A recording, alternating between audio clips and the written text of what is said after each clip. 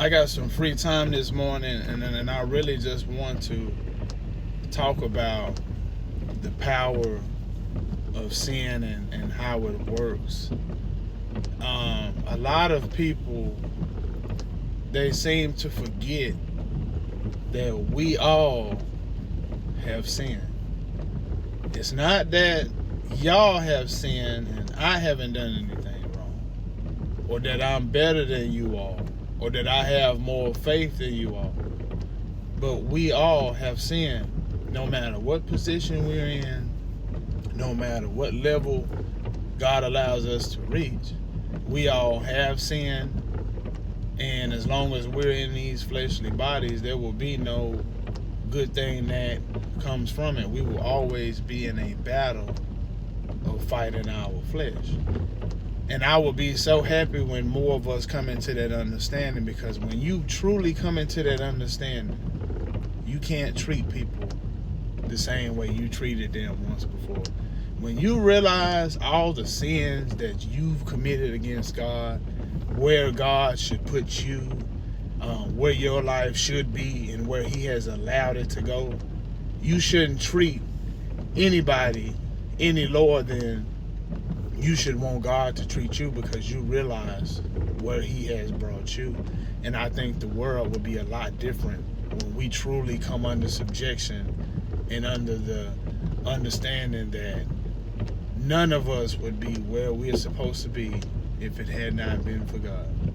But so many of us are caught up in, I'm living better than you, and they take these positions, they take their money, whatever they have to flaunt, whatever defines them, and they hold it above other people, and they think that that's what makes them.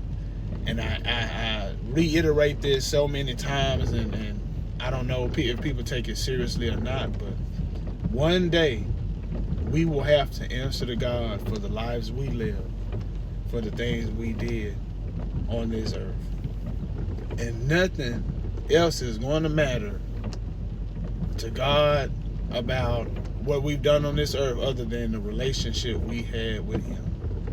And a lot of people are lost behind that. A lot of people get lost in the things that God has given them. God has placed people in position. God has given people vehicles. God has given people abilities and all kinds of things. And we get these things and we turn into different people.